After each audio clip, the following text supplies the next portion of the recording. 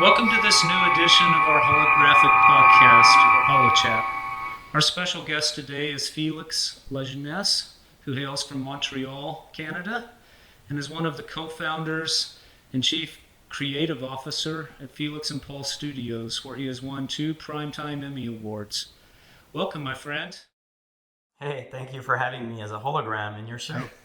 I've been looking forward to this for a long time, and I'm glad we were able to finally make it happen today. Yeah, I am too. It's my first time experiencing being an hologram. It's quite special. Yeah, it is. Well, let's start at the top. You co-founded Felix&Paul Studios, which is an immersive entertainment studio. Can you describe what that means?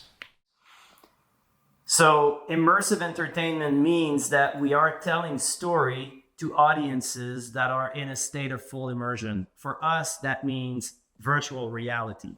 So, about 10 years ago, we created a first virtual reality experience where we filmed a musician playing the piano and sort of just being in a moment of writing music. We didn't want to initially, with that first project, we didn't want to capture a performance. We wanted to capture just a moment of an artist, writing music in his private space, and you, the viewer, being there as if you were a friend invited into this moment, into this kind of intimate moment. And we filmed that in 3D, 360-degree virtual reality. And we put that array of images that we captured and sounds, spatialized sounds, and we transposed that into a virtual reality headset. And that became what is now considered the first ever VR film ever made. And so at that point, we started to share that experience with people. So we would transport, at the time, a big computer tower plugged into a big headset, and we would show that immersive experience to people. And we got an overwhelming emotional response from audiences. And they were asking us, well, what is this? Like, what is the name of all this thing that I'm currently experiencing? And we were like, we don't really know. I guess you could call it virtual reality, but we're coming at it not from a gaming angle, but from a cinematic storytelling angle, which is my background. And so we felt, I guess we can call it cinematic virtual reality. And we began with that. And then as we evolved over time, we just broadened the scope of the definition of cinematic virtual reality to immersive entertainment as a whole. It's a larger definition, but it allows us to bring audiences into a venue, such as Space Explorers The Infinite, a show that we currently have here in Houston. When audiences arrive in that venue, they do not go into virtual reality right away. They discover, scenography. They discover like a pre-show that gradually transports them into virtual reality. And after the show, they come out of VR and they're back into a nice scenographic environment. So all of that we label as immersive entertainment. It encompasses virtual reality, but it's also larger than just virtual reality.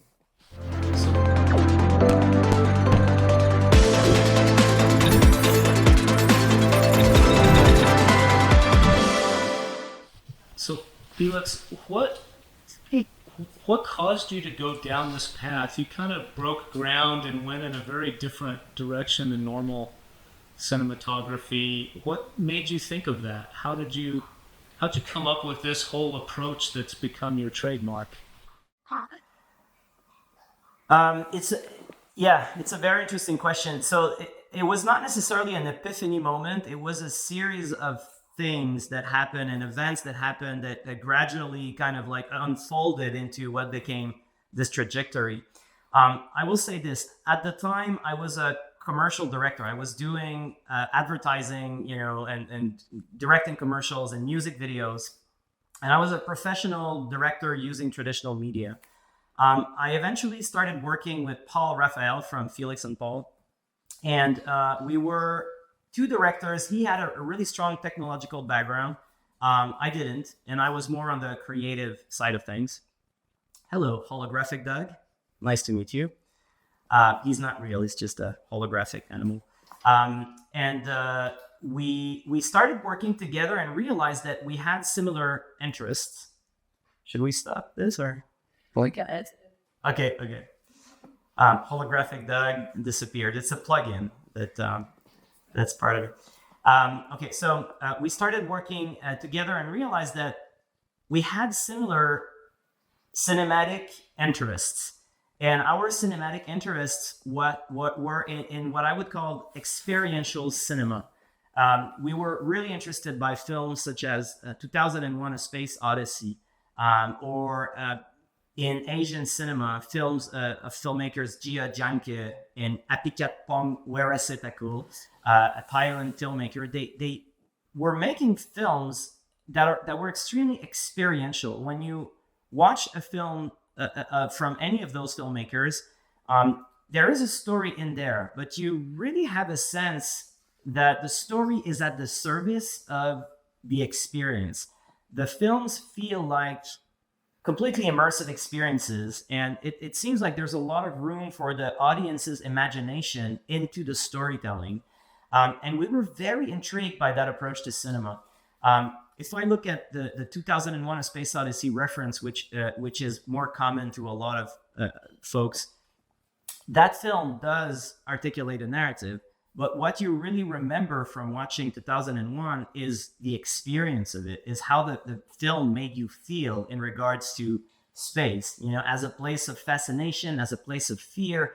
And it's just that experience that stays with you, deep down.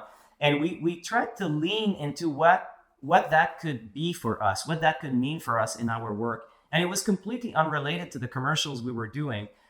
So we started to take some of the money that we were making as directors shooting commercials and investing it into creating the first sort of baby steps of our immersive experiences. So we started working with 3D holography, similar technique to maybe what you're using for this podcast. We started to look at projection mapping and how we could create, inside of a physical space, a sense of immersion by projecting images in an environmental way. And gradually, we started to move away from directing commercials and sort of take on more and more work that was helping us advance in our sort of research and development endeavor into the world of immersive storytelling. And eventually, that took us to working with companies like Cirque du Soleil, who were interested in the early works we were doing and hired us to do the Canadian Pavilion at the Shanghai World Expo in 2010. And those were large-scale immersive exhibitions. And the more we were exploring that, the more interested we became into that. And that became our primary focus. And that eventually led us to virtual reality. So it was this kind of progressive journey from one world to the other that took us to where we are today. Well, that is a long path, but you really found something that was very different on the way. I want to take you to something I'm more familiar with, the Space Explorers, the Infinite. That is an Emmy Award-winning show, one of your two, and it's returned to Houston recently. Describe what that is to viewers. If a viewer went to see that, what would their experience be?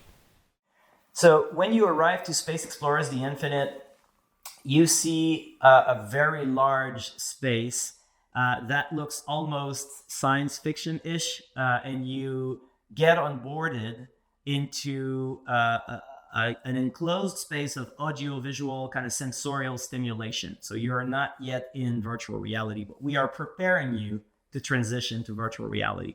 So after you cross that space, you get given a virtual reality headset, you put it on, and you see yourself as an avatar. And from this moment, you will walk into a very large space that is a virtual life-size reproduction of the International Space Station.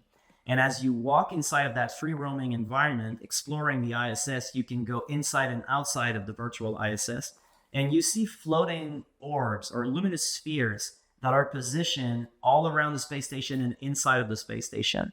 And when you approach with your avatar and activate one of those, that will envelope you and transport you into the real International Space Station, from exactly that vantage point, and it's going to present you a moment with an astronaut, whether it's an astronaut that is working on some operations, or whether it's just an intimate moment where the astronaut is sharing perspective on their mission, whether it's an astronaut preparing for a spacewalk. So we filmed with them in space for 2.5 years with cinematic VR cameras, all of those virtual reality scenes, all around the International Space Station. So if audiences step outside of the walls of the ISS, they will also see luminous orbs there, and they can touch them, and that will show them a view from being outside of the ISS and looking down at planet Earth with a feeling of the overview effect. And those images were captured by attaching another virtual reality camera that was shipped to space called the extravehicular camera. This one was attached to Canadarm2, the robotic arm of the International Space Station. And we moved the camera all around the ISS to capture that unique imagery. This was the first time that something like that had been attempted in the history of media. So you get to be there and experience all that. And you can move freely from one luminous orb to another and discover the content at the pacing that you want. And that lasts about 35 minutes. And at the end of that, there is a portal that appears, inviting people to transition into another space. You get to sit down inside of a virtual and real chair, such as this one. And you experience the finale of the show, which is the first ever spacewalk captured in cinematic virtual reality.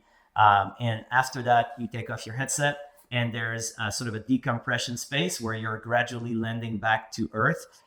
There is a room focused on Artemis, and there's another room that gives you behind the scene content or context as to how this production was made in space. You can see the real cameras that we utilize on the space station.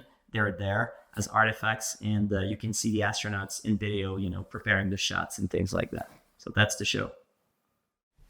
Yeah, that and firsthand, I've seen that before, and it is amazing. It is fascinating, and it is something that you can't even get through in the time allotted. You would have to go back over and over to see everything that was there to see. It was remarkable. We've talked this before, but a lot of people are probably thinking, I can't put on a VR headset. I get motion sick right away. That's not for me. We've talked about why you don't have that sensation when you do this experience. Could you talk about that a little bit? Yeah, for sure.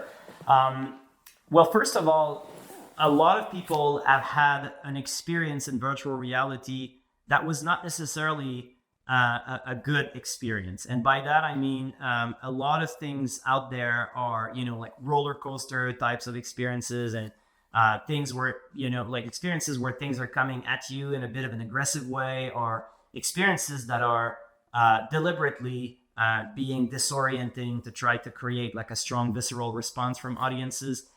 This is not at all the way we have been treating this medium for the past decade. Our experiences are very tuned in for audiences that want to have a calm and comfortable experience. We're not trying to throw things at people or shock them. We're trying to make them gradually fall into a state of immersion that is almost meditative. A lot of people come out of our experiences and say, I had a crazy experience. I went on a spacewalk. I did this, I did that, but it felt very calming and soothing somehow. So there's a way to do that. And that has been really our practice over the years. So when people go into an experience like the Infinite, it's very gradual. The first thing you do is just, getting accustomed to your avatar and recognizing that the people in your group are there with you, and they have a distinct avatar color to make you understand that those are your people. Those are the people that you decided to come up with. And the other people will appear to you, the other visitors will appear to you as another color, so that you know that they're there. You're not going to bump into them, but you don't know who they are, and they don't belong to your group, right? So you can easily find your favorite people inside of that crowd. And as you walk around, the first thing we try to do with viewers is just help them learn to walk, So you will see the space station coming down in the distance, and you need to walk to it. So then the second thing you learn after you learn to be inside of an avatar is like trying to make the first few steps, getting situational awareness of where you are. And then a narration gradually tells you about, you know, those orbs of content that you need to engage with. So gradually, it's almost like a ritual, you know, very gradually you get into the experience and you learn how to interact with that world. So it's calm. It's a pacing that feels very comfortable for people, and it works with audiences from 8 to 99 years old. You know, we have a very broad audience across an extremely large spectrum of folks that come, and everybody feel it's a very intuitive way to navigate a story, and we don't get that reaction from audiences that they feel, you know, overwhelmed or vertigo, or I mean, it happens sometimes. Some people are just extremely sensitive to vertigo or certain. It's like once in a while you will have somebody that will say, you know, it's well done, but I'm sorry, I can't do it. It happens. It's very uncommon though. Yeah, I think for me, one of the things that really helped ground it was you do see the avatars of other people around you, like you said, and your experience of what you're seeing and with your eyes and what your senses are telling you are not conflicting. They're the same thing, and that, you know, even though it's virtual reality, up feels up, and as you walk, you're moving through it at the same pace you're walking. There's no sensory conflict going on. So yeah, I found the same thing. One of the things for me that was spectacular about that was the part where you go outside and basically see the spacewalk that you described.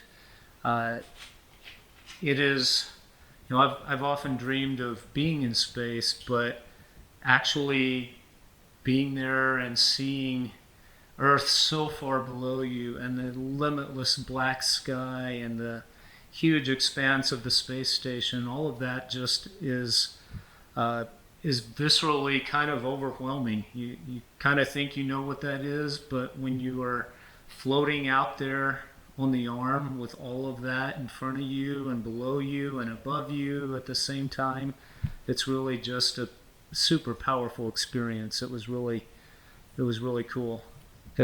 It's a take your breath away moment, I thought. And it's also that one that doesn't get old. You know, I've been working on this show obviously for since we created it. You know, so those images that you're referring to were filmed at some point in 2021.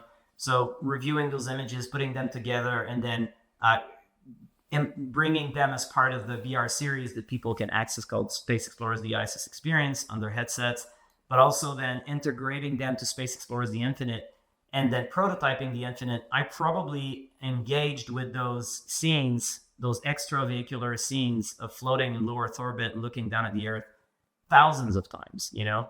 And every single time that I go in, I get the same emotion every time. Like, it just doesn't get old. There's something about that is just so humbling and far grander than any of us, you know? And there's just this overwhelming feeling of life, the world, humanity, like just those large ideas that we know about abstractly, but that we do not necessarily feel on a daily basis.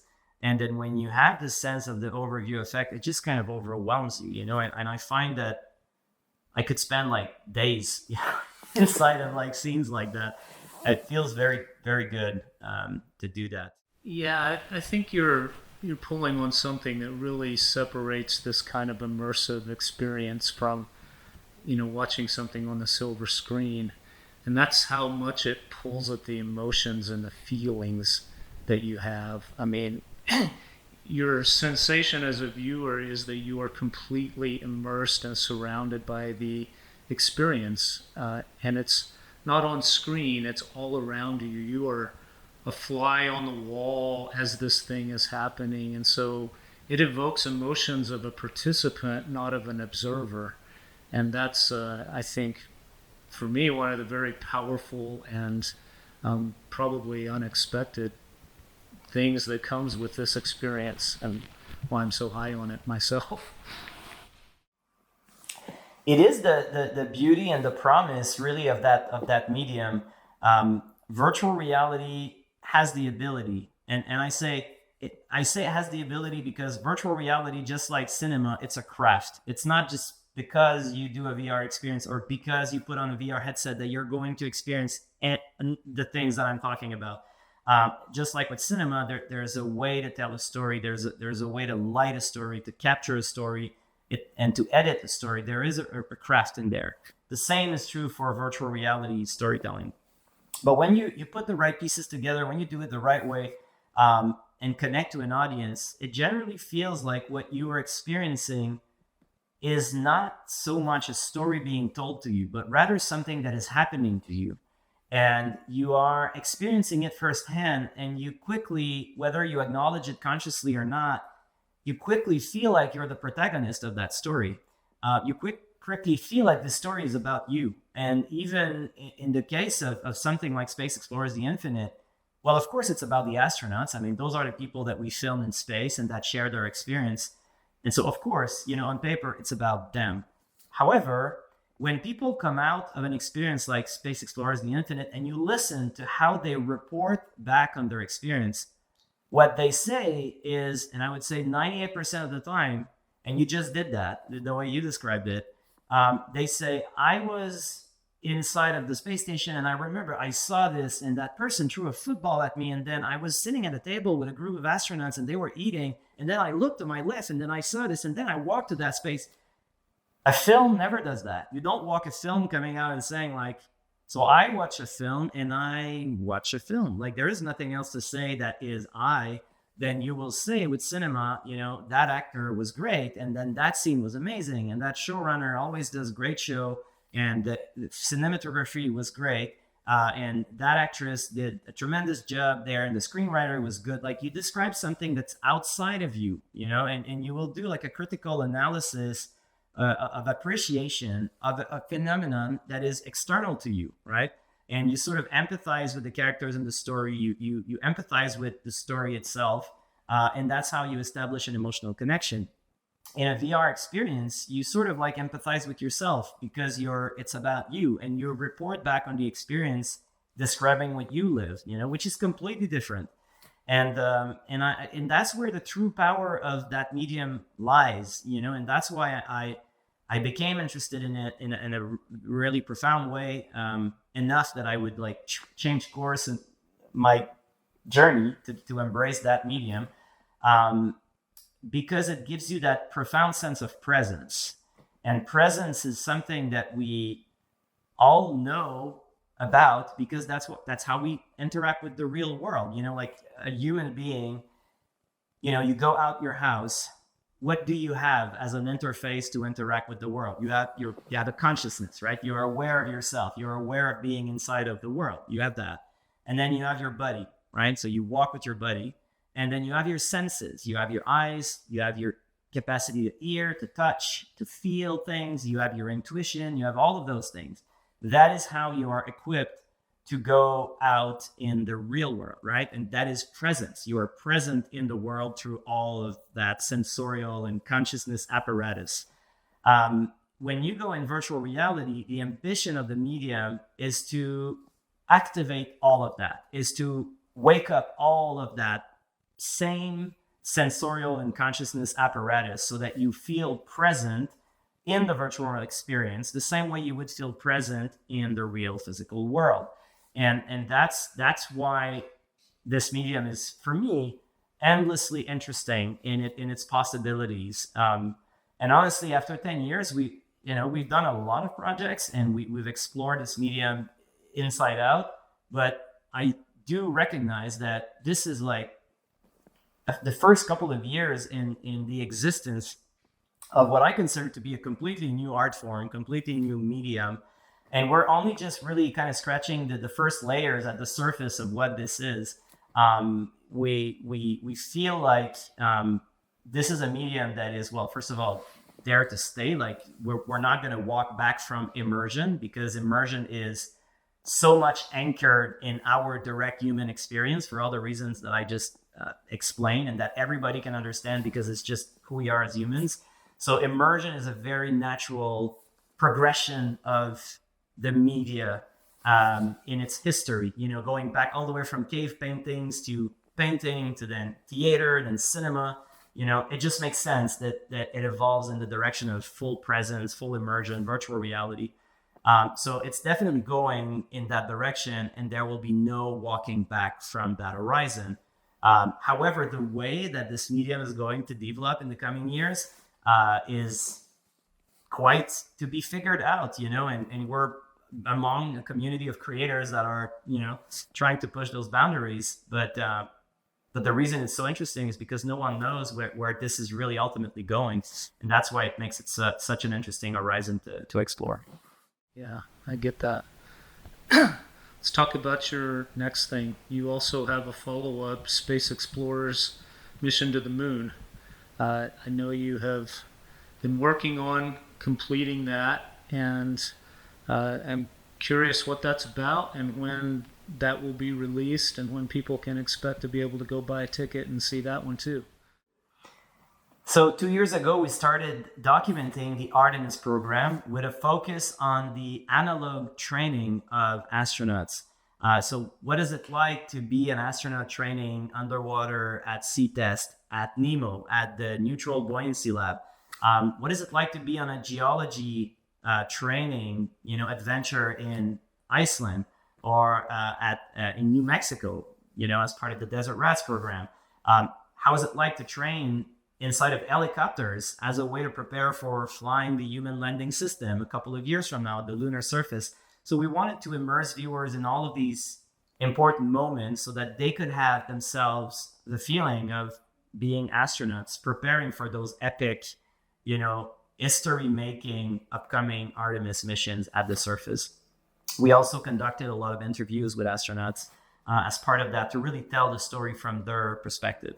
And that experience culminated in a 35-minute story called Space Explorer's Mission to the Moon. It is slated to come out in September on the Meta platform. And part of the reason why I came here in Houston is to share it with some of the folks that have helped creating this experience, the astronauts, of course, and of course, other people that were part of NASA at those different moments and that empowered us to capture all of that precious imagery. You and I had a long conversation one time, kind of related to what you were just talking about, which was that, there are people, technical geek people, that love the idea of going to space, how a rocket gets you there, and how the life support systems keep you alive, and everything about solving the challenge of getting people to space. But this is a very different approach, and this is what most of the rest of the world resonates with more, which is, but tell me about the experience of the people that go to space, because that's what I'll never have. I won't get to experience being in space or experience training for space or experience the terror or the thrill or whatever it might be that's related to what happens to these people that go to space. And I think you're pulling on, you're right in the middle of this, and you are showing what the human experience is for these folks that are preparing to do this. Is that accurate? Yeah.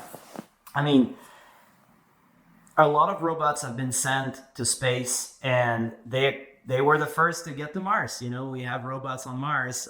Some robots got to asteroids, so there are absolutely extraordinary things that have been accomplished by probes or robots, including the Voyager probes that are, sort of approaching the Oort cloud, the furthest, object created by human, ever sent into space. And so those extraordinary feats are extraordinary. However, they are not humans, and they are humans in terms of the people who made them and launched them, but they're not a human being, and in space. And that changes something, because people here on Earth relate to people and relate to humans. And so when you place a human, an astronaut, an explorer at the helm of a mission like that, suddenly there is this emotional anchoring. Suddenly people relate to that person who is at the forefront of that mission, people have this sense of connection, this sense of danger, the sense of the what could happen, the discoveries, the terrible things. It suddenly feels like that person represents all of us. And that is just how we are wired as humans. And so I do feel like when it comes to space exploration, even though I personally fully celebrate and deeply love and I'm fully engaged with robotic space exploration, which is phenomenal and absolutely necessary, I prefer to tell the story that focuses on the humans that are at the heart of the human space flight endeavors, human space exploration endeavors, because I feel that is how you get an audience emotionally involved. And so yeah, that is very central to our practice. I'm going to shift gears because I know we're running short on time. You have done, we've been talking kind of this NASA angle, but you've done dozens of other shows using this technology. You've had a whole nother Emmy with President Obama, I believe, but you also did a production with President Clinton. You did one with LeBron James, did one with Eminem, who my son has started listening to recently. So I know that's even just a short list, but I'm curious, do you have any favorite story from some of these headline name projects that you've worked? Anything that jumps out at you would share? Oh man, I could go with an endless amount of stories of all these collaborators. I would say the probably the most memorable experience was working with the two American presidents. So we did a first project with President Clinton in 2015, and 1 year later we did two projects in a row with the Obama administration and with President Obama and Michelle Obama directly. And so for about 2 years, most of what we were doing was, focused on telling the stories of those presidents, active president in the case of Obama at the time, and former president in the case of Mr. Clinton. And just being immersed in that world was so fascinating on so many levels. First of all, the amount of people that gravitate around, the U.S. presidents was phenomenal to witness. A lot of brilliant people, but a lot of interaction with so many themes before you get to actually be, in the case of Obama, with the president interacting and sort of creating what you're supposed to create. Working with Secret Service, especially using technologies such as the technology as we had it at the time. So 2016 was still the early days of the studio that we founded in 2014. So we had a version of our virtual reality camera, which didn't look particularly reassuring. Like, it was full of cable and it was full of electronics that were exposed, and it looked like a mad scientist invention. And we had to take that to the White House and bring that to, the Situation Room and many different very special and important places. And so working out the details of doing that with Secret Service was a really fascinating experience. One thing I will say is that of all the people that we work with, celebrities that we work with, I was always amazed by, it's not necessarily simple to work with the entourage of those celebrities, in the sense that there are massive teams around them. So just to get through the process of organizing your production to getting to the big moment where you will do the work and work directly with the person. It's a series of boundaries and processes you need to go through. But when you get to the actual person, they're generally so easy to work with and so human and so compassionate, and it feels like once you're there, it feels like a big reward because the work becomes just really fun and human. And I had that experience over and over again. And I feel like that stayed with me. Do you have any questions that you wish you had asked in hindsight? Like the burning question, God, I missed my chance. Anybody? When we did the project with LeBron James, I was not like a big basketball fan. I come from Canada, so what I know is hockey. And I know a lot about hockey, but that's the only thing I know in sports. And when we started working with LeBron, it went very fast. It went from the project doesn't exist to just a few weeks later, we were on set filming it. And I had to kind of learn about basketball as we were filming, as we were in production. And looking back, I wish I knew more about basketball. I think I would have appreciated more, certain moments that we experienced that were actually, looking back, really, really special. I don't think it would have changed the content, the way we captured it fundamentally, but I think my appreciation of all of those moments would have been, more special had I known more about the sport at the time. Did you at least have the sense that he was kind of the Wayne Gretzky of basketball? Oh, yeah. Fortunately, there is such a thing called internet that can give you a lot of information about folks. But I had never seen an NBA game, for example. And so I didn't know how that felt. After that, I had the experience of it, and I could get it. But there are a lot of things that you can read about, but there's nothing quite like being really immersed in that world to really truly feel, the game, or feel that area, feel those people. So I felt I missed that immersion when I started doing that project. So I gotta geek out on you on this. So I can understand how you place cameras for almost everything I've seen or that we've talked about, but how do you place your camera to give that feeling of intimacy when grown men are running by as fast as they are, back and forth? And did you have this suspended on cables above the court, or how were you actually filming? Couldn't obviously put it in the middle of the court. Yeah, I mean, there are different ways to look at that. There's the creative answer and the technical answer. The creative answer, the simplest answer I can give is that for us, this is not a camera. This is like a person that we're placing in a moment, So we always keep in mind that at the end of the game, it's going to be a viewer with a VR headset on their head, probably sitting in a chair if it's a sit-down experience, or standing up if it's a walking experience like the Infinite. But in all cases, it's going to be someone at a place at a certain height, and that person will be there. And so that camera is that person. So we need to treat the camera as if it was the audience. And therefore, there are places where it makes no sense for a person to be. There is a certain height where it makes no sense for a person to sit. And so we try to stick to certain parameters like that, so that when you are in the moment, you feel like you could actually be there. Because if you do feel like you could actually be there at that specific height, in that specific environment, it triggers a very kind of deep reptilian response in your brain that you suddenly feel and believe like you're there. And even though consciously you might say, well, I know I'm watching a VR experience. I definitely know I'm in my living room right now. I'm not actually, on that court or at that place. Somehow, somewhere, your brain thinks you are. And the more we can activate that, the more we can create that illusion, well, the more you will surrender to the moment, and the more you will sort of like sink into the moment, and that will elevate all of the emotions of the scene to a whole other level.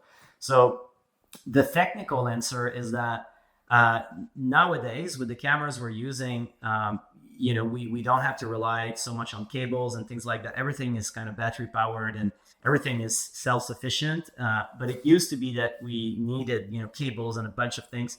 What we would normally do in situations like that is we would then erase the cables in post-production. So you film them, and then you just remove them and film an empty plate of where they were, and you kind of painted the emptiness into the places you want to erase.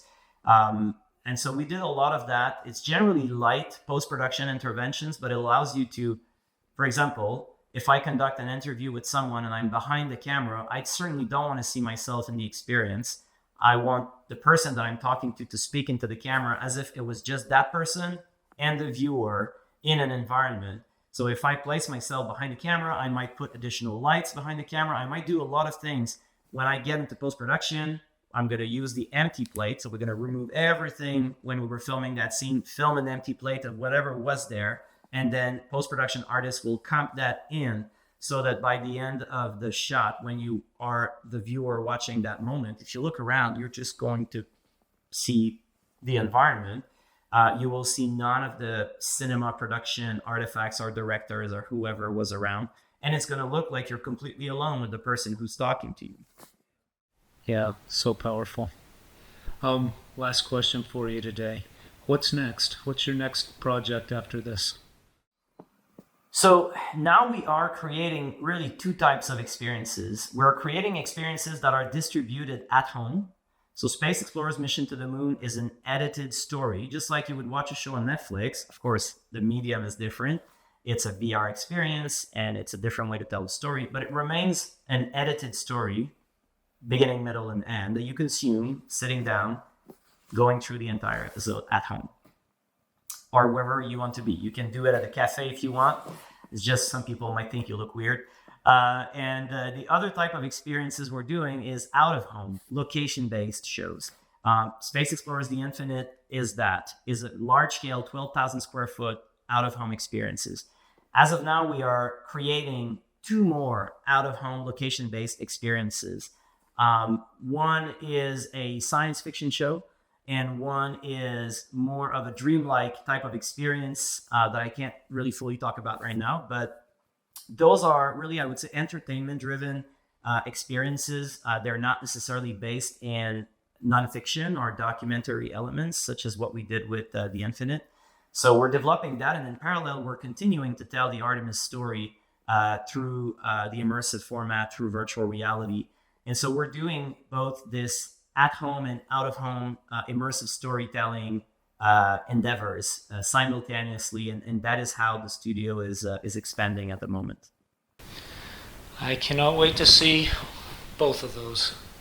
Felix, thank you for your time. You are obviously a very busy man, and I know we're very privileged to have gotten to take some of your time today, but thank you, and it's always great to see you and get to talk with you. We'll see you next time. Thank you, man. Thank you for the invitation, and I love this concept. I love the idea of it, and I love making it, so thank you so much. Yeah. Thank you for watching.